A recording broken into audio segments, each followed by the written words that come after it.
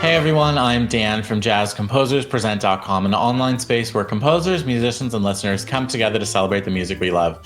I'm joined today by Zach Rich, multi-award-winning trombonist, composer, arranger, and adjunct professor of jazz composition, arranging, and ensembles at the University of Denver. Zach is here to show us how to compose organic melodies that strengthen your compositions.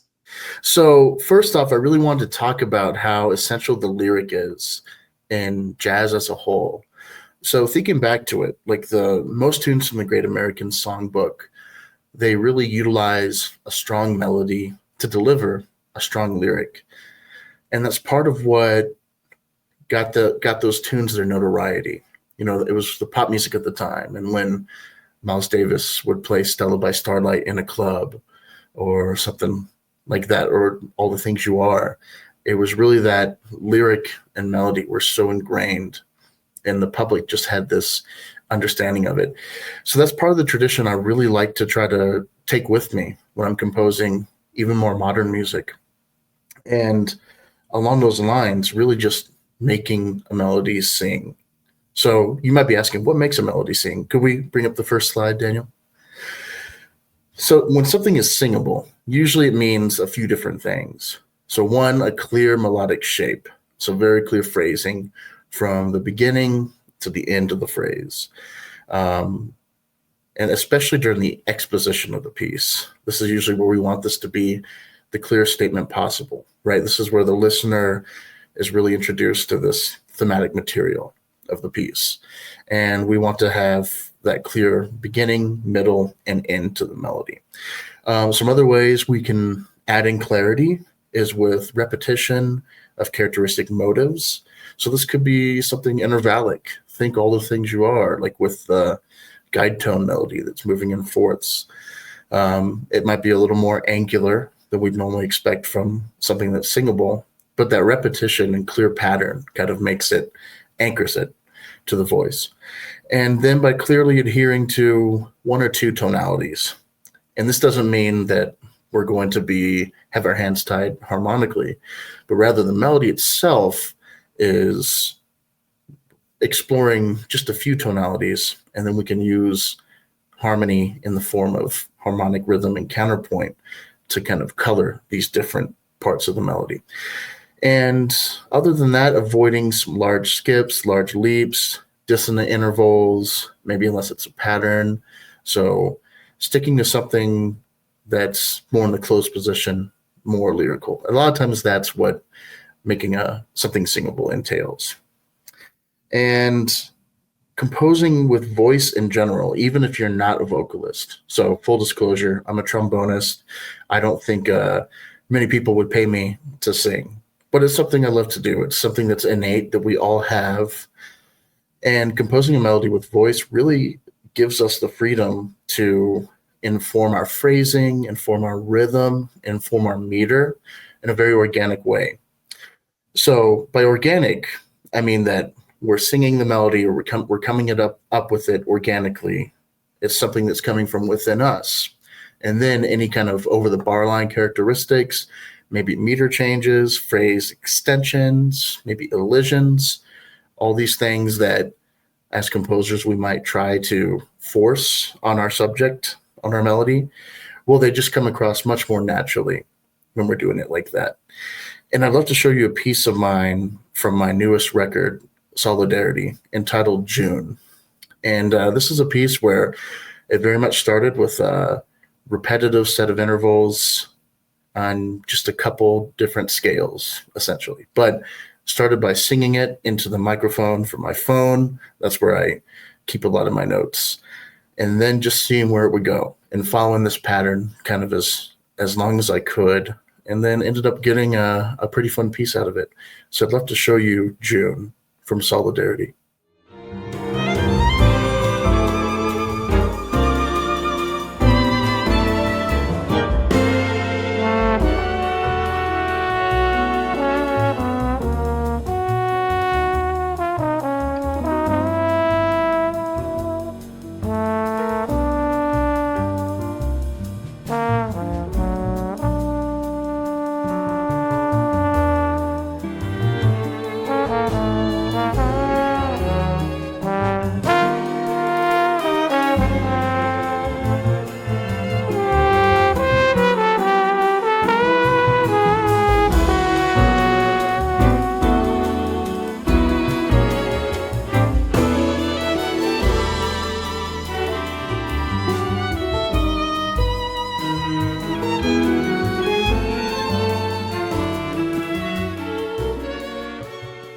So when I was writing June, I wasn't thinking about the odd phrasing, that random 2/4 bar in the middle, or even the more pantonal harmony that we have. But it was really just about delivering that melody in a way where we could have a clear start and an end to these phrases. So it's really going somewhere, has some direction.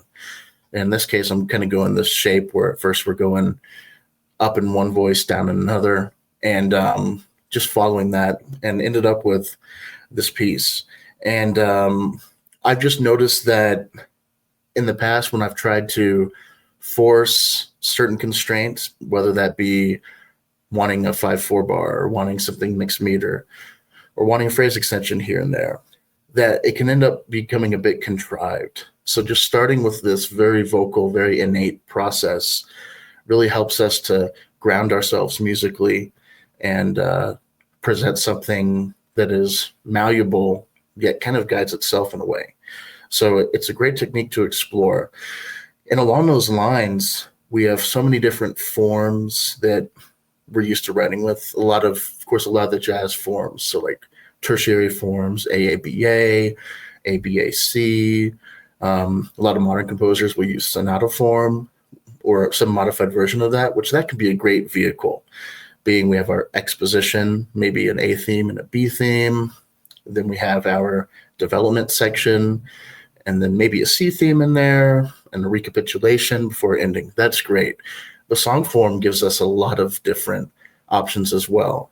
So thinking of song form as verse, chorus, verse, maybe a bridge, that can be a great avenue for an A theme as your verse, B theme as your chorus, maybe a C theme as the bridge, or that could be some kind of development section, whether that be a soli, solo, that kind of thing. And even thinking about making some kind of hook or some kind of more repetitive melody that is extra singable, an earworm that you want your audience to walk away with. So that can be a great place to use that chorus idea. And with this next tune, Moving Paintings, I really wanted to get into that song form idea, essentially make a tune that sounds like it has lyrics but doesn't. So this is one that came to me in a dream, as cliche as it sounds, but then I woke up and got my phone recorder and sang into that voice memo app. And while I was playing with it, I realized, I really like this one part that's a hook, and it ended up having some mixed meter characteristics to it. So that's what you're going to hear towards the end of this example.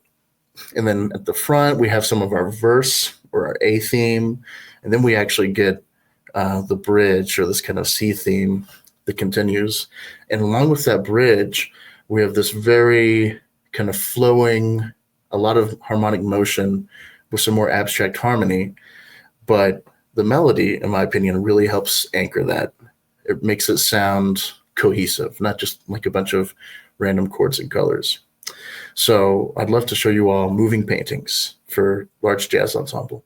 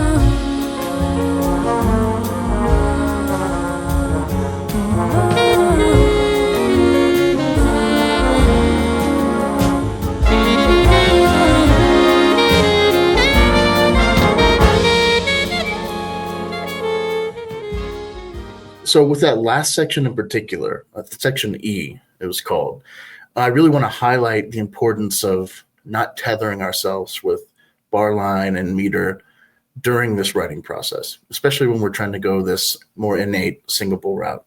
So like at the computer, for instance, where it forces you to put in the bar lines, the time signature, all that, it's another great reason to start away from the instrument at the phone recorder and with something innate like your voice.